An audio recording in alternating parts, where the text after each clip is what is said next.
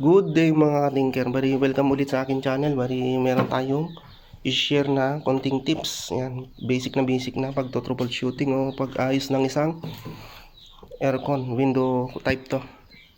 Window type na aircon. Bali, ang naging problema nito is hindi umaandar yung ating compressor. Bali, ito yung compressor natin. Yan. Hindi umaandar yung pinaka-compressor.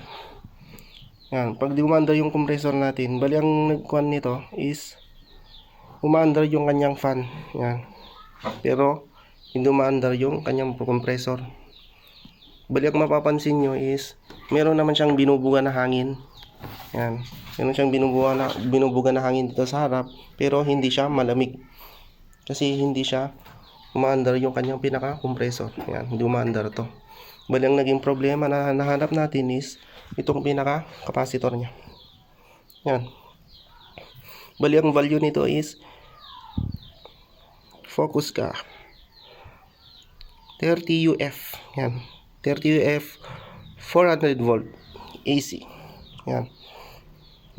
30 UF 400 volt.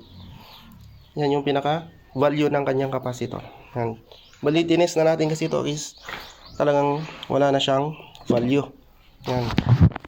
Siset lang natin yung pinaka-con natin, tester natin. Papakita ko sa inyo para malaman nyo kung sira na ba yung pinaka-capacitor ng window type aircon nyo.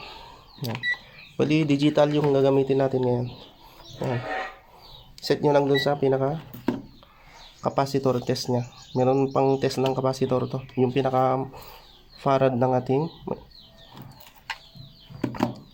capacitor, merong ano to, pang test ng capacitor. Yan. Hindi yan siya. Hindi masyado makita.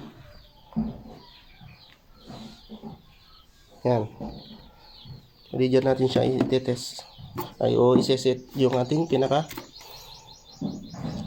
tester natin. Yan. Tingnan natin kung anong magpapakita. Ito yung sirang capacitor. So ayan. Halos wala na siyang ma-reading. 0-0 na siya. Yan. Talagang open na. Sinang sira na talaga. Halos wala man lang siyang ma-reading kahit konti. So ayan. Wala talaga. Wala siyang reaction sa tester. Oh. Wala talaga. Yan. Try naman natin itong binili natin na capacitor. So tingin ko mas malaki yata to ang pinaka-itsura niya. Bagong-bago to, dumating lang kasi kanina. Ayan, naisipan kong gawan ng video. Hindi ko na sana gagawan ng video pero ipakita ko lang sa inyo baka sa mga baguhan. Kaya kung gusto mo mag-DIY na mag-ayos ng aircon, lalo na pag capacitor lang ang sira. Yan, dito is ang nabili naman natin ay 30 UF 450 volt. Yan, okay lang naman yan. Kahit 450 volt to 400 yun, okay lang yan. Goods na goods pa rin. Yan, try natin tong i-test. Ang hirap naman mag-video pag mag-isa ka. Talaga, isang kamay lang gagamitin. Camera yung isang kamay.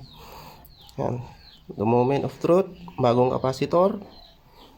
So ayan. Ano? Marinig yan. Yan ang good na capacitor. 30 UF. Yan. Kung papansin nyo. 30.11 o 30 UF. Yan. Saktong-sakto. Bagong-bago. Pero meron siyang konting deform. Buti sana tumagal pa to. Kasi babalik ko sana kaso lang wag na siguro.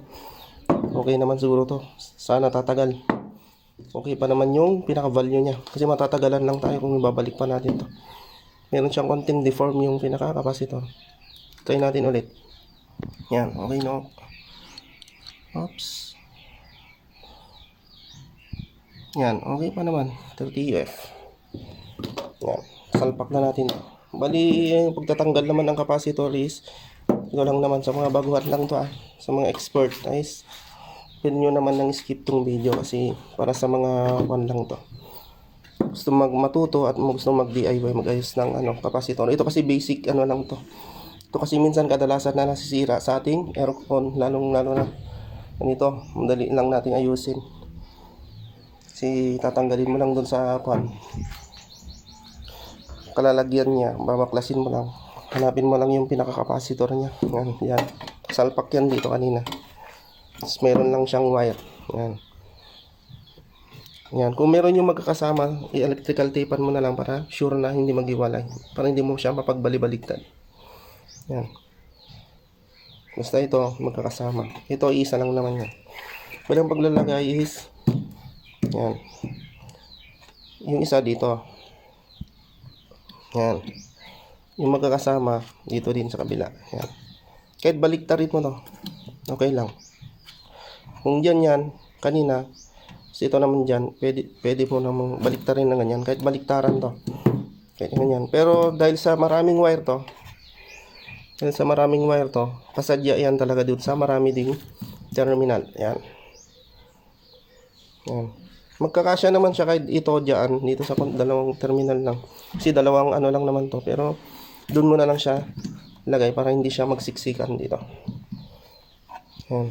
Yan lang maglagay. Kaya ng capacitor. Picturean nyo para sigurado. Lalo na pag bago lang kayo mag-ayos o gusto nyo mag-DIY, picturean nyo. Lagyan nyo ng sign para sigurado. Yan. Check nyo rin kung mahigpit. Yan. Hindi masyadong kasi pwedeng mag-init yan. Mas lalong masira yung ating unit. Yan. Mahirap palang video pag isa, one hand lang. Bali, okay na, yun lang naman. Bali, ang pwede kasing mangyari, itong sinasabi ko is, kadalasan lang, nasira ng ating aircon kung ayaw umandar yung ating compressor. Ito. Yan. Maaring sira yung ating capacitor. Or, dito, meron din siyang overload o LP. Overload protector. Okay naman siya. Yan, ito. Yung overload, baka nakasaksak. Yan. Ito, pinaka-overload protector niya. Meron naman siyang continuity. Yan. Okay na okay. Ibig sabihin, yung pinaka, natin, line 1 natin, may naman dito. Dumidiretso sa ating compressor. May continuity to. Pag tinest mo kasi yan, dapat meron siyang continuity. Test natin sa continuity ito. Test i-set natin. Pakita ko din sa inyo. Kasi maaring pwede rin tong may sira. Kung maaring pwede rin kasi itong mag-open. Itong ating OLPO, overload protector. Pag nag-open yan, suradong hindi din na-under ang ating compressor. Set natin sa continuity test. Yung may buzzer to, tumutunog. Yan. Yan. Test natin yung ating OLP. May dalawang terminal yan. Yan, tika lang, hindi natin nabibidyo. Ayan, kung mapansin nyo, meron siyang continuity. Ayan.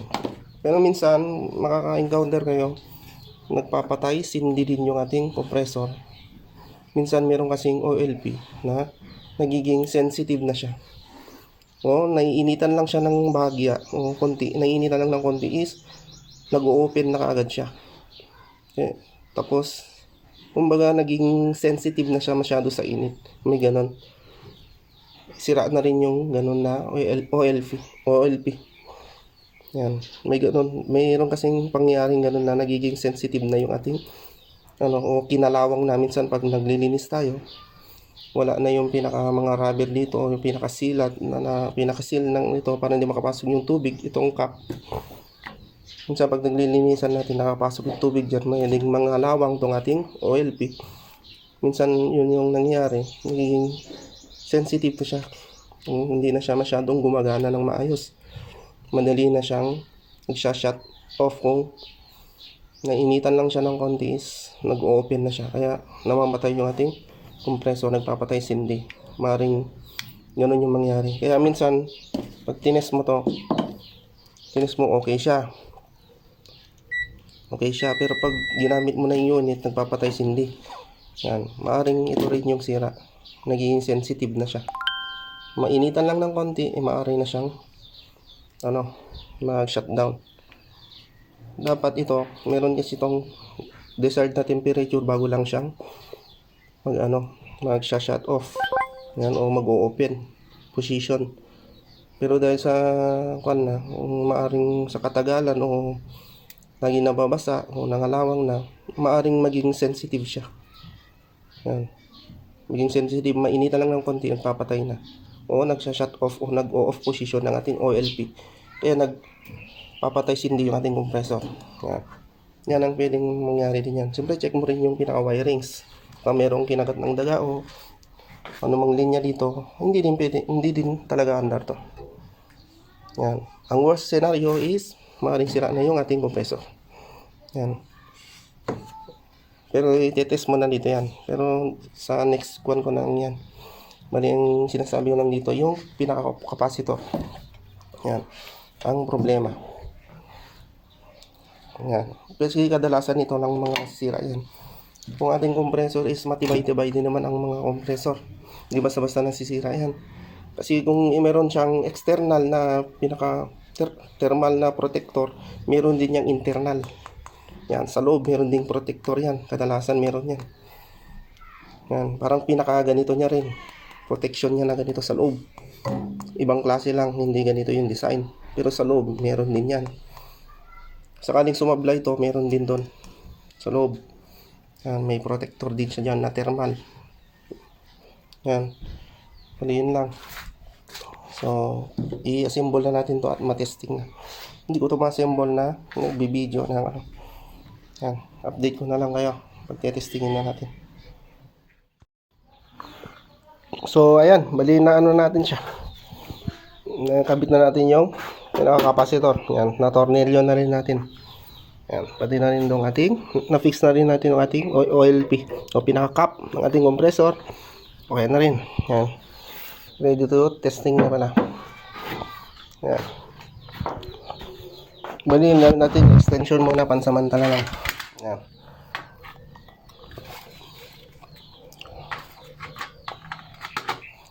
So ayan, saksak na. Yan. Unang-on natin, dapat under yung pinaka-fan. Pero hindi pa under yung compressor. Yan. Fan natin. Okay naman talaga dati yan. Yan. Hindi pa umaandar yung compressor natin dyan. Bali wala tayong gamit kasi na pinaka-clamp meter. Para mas mapakita ko sana sa inyo na umaandar yung pinaka-compressor. Wala tayong clamp meter. Yan, hindi pa umaandar dyan. Yan. Isang pihit pa, andar na yung ating compressor. Pansinin nyo na lang.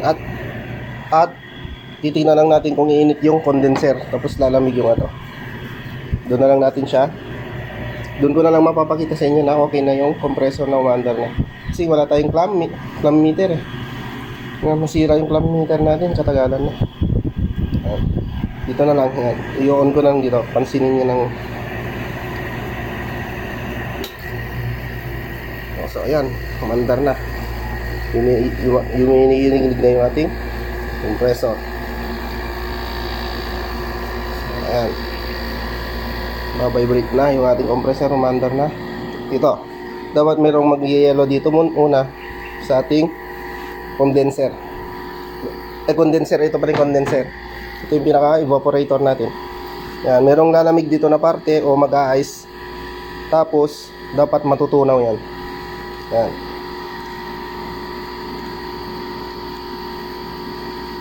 Merong parte dito na tube na mag-yellow. Dapat, pagkatapos ng mag-yellow, mamaya-maya matutunaw yun. Yan. Isa yun sa indicator na okay na rin yung ating compressor. Ayan, umaandar na yung compressor natin. Ayan, umiinit na rin yung ating condenser. Ayan, umiinit na rin. Ayan, unti-unti na rin lumalamig. Ayan, bilis siya lumamig.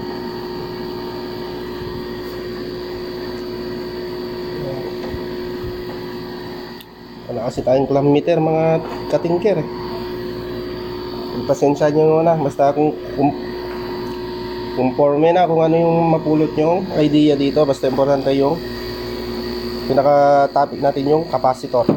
Yan, konti-unti lang, kahit yun na lang muna yung may turo sa inyo yung gano'n sa capacitor. So ayan, hintay lang tayo. Okay naman siya, lumalamig. Yan, bilis siya oh, gusto naman eh.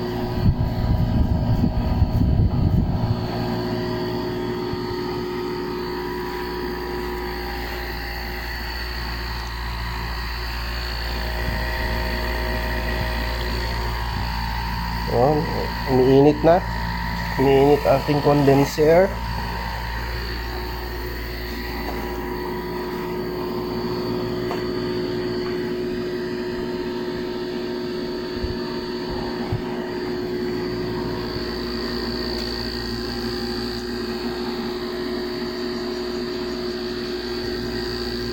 Ay.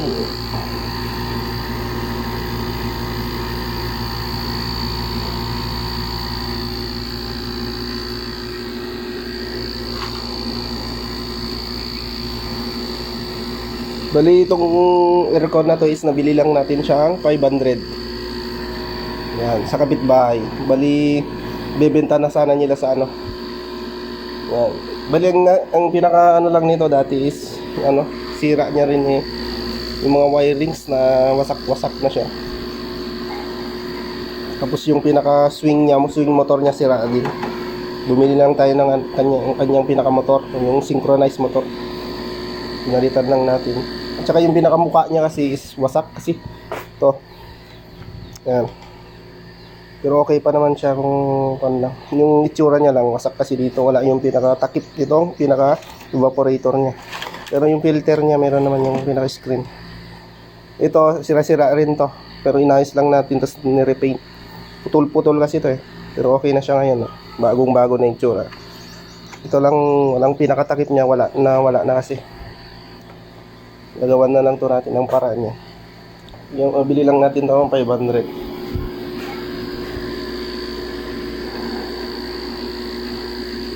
Yan. Hindi okay na siya mga katingger. Ha? Bali yan oh. Nag-ano na siya kanina tapos nagtunaw na rin. Oh. Nagpawis na.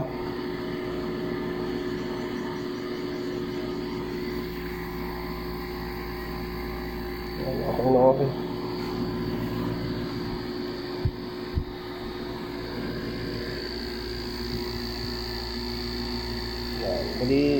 Bali yun lang mga katingger. Maraming salamat sa panonood. Ha?